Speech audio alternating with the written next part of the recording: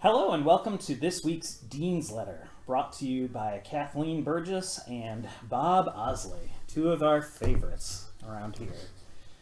We're going to be talking a little bit about the Grand Opening Week Extravaganza and what it means for this congregation and perhaps our community. So Kathleen, would you mind kicking us off with just a status report on where we're at? Sure.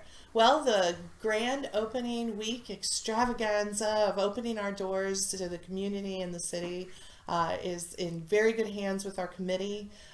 We have been planning and preparing, and we are ready to execute. And our first event is going to be June the 3rd with the Queen's Platinum Jubilee celebration.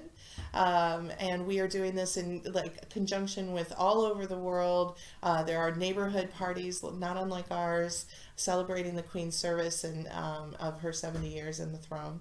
And it being in the Queen's courtyard, it was, I thought, pretty applicable. And we have some wonderful photo opportunities, a raffle with memorabilia. We'll have whimsical tea party food and beverages. It'll be from 3 to 6 on Saturday. And we'll also do tours of the new space every 15 minutes. That's Saturday. Sunday is Pentecost, wear red. And then we have Wednesday, the Labyrinth Walk, and that's at, I think, 6 to 8 p.m. Yes. And we will have music from the San Diego Recorder Society, I believe the name is. And then Thursday, the Lori Bell Trio from 7 to 8 in our guild room. Jazz, good jazz. Inaugurating our guild room, and I believe she's Grammy Award winning. So it's a big deal. So please come and see and support. There will be a wine and cheese reception. And then we have Saturday, the big soiree with ribbon cutting, dignitaries, voices of our city choir, a giant charcuterie board, special personalized cocktails for us, and lots of goodies and fun and giving opportunities, ways to pay it forward. And so tours of the spaces. It's going to be extravagant. You've done an awesome job setting that all Thank up, you. Kathleen. We're so excited to see it come to fruition. Almost forgot about the blessing on Sunday, and I don't want to forget that. So after services, there'll be blessing with the smoke and holy smoke, mm-hmm. And all the goodies, and around the building and blessing the building. That caps off our week. And tours. And more tours. More tours. Show everybody. Yeah. That's awesome. Thank you again, Kathleen, for all you've done to make that happen. So, Bob, you're a tenured member of staff here. No, it's been more than 10 years. This is a big move for the cathedral, as you know. Would you mind saying what this move into the new space means for you and perhaps for the cathedral as a community? We recently enjoyed Memorial Day weekend, and we did this because the freedoms were secured by those that have gone on before us. Places like Bunker Hill, Gettysburg, Okinawa, Omaha, and Utah beaches. We set aside that day to honor those that have paid the price of our freedom. They paid it forward. Currently, the cathedral is on the verge of moving into new programming and office spaces, and it's paid for.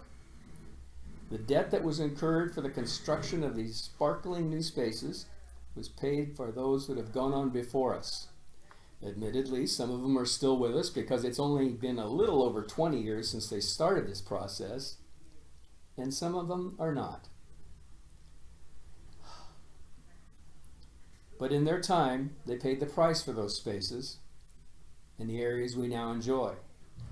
We can never pay them back, but we can pay it forward for generations to come. Thank you, sir. Well said. Well said. And so this last question's a bit more of a free-for-all, but how will this new space help us to better live into our mission as St. Paul's Episcopal Cathedral? Well, I can start. The spaces have been designed with multifunctional, intent.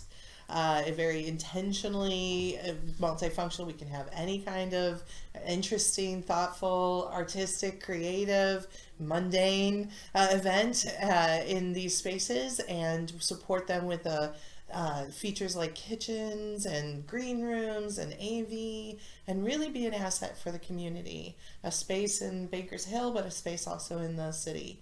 And really open our doors and really live into our community, welcome all aspects of our love Christ, serve others, and welcome all motto. So yeah, I think it's built for community.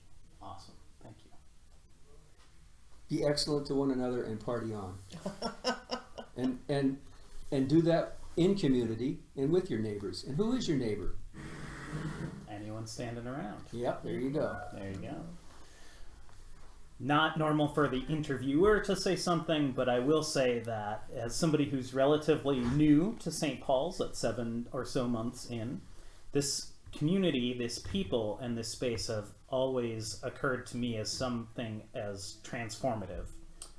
And so I'm deeply excited to see how this new space that opens up all of our old spaces can allow us to pay it forward for the next 20 and who knows how much longer years ahead. Thank you both so much for all you've done to make this happen. Bob, one of your big hurrahs here towards the end, and we're grateful for you. And Kathleen, again, thank you for all you've done to make this happen. So. Thank you.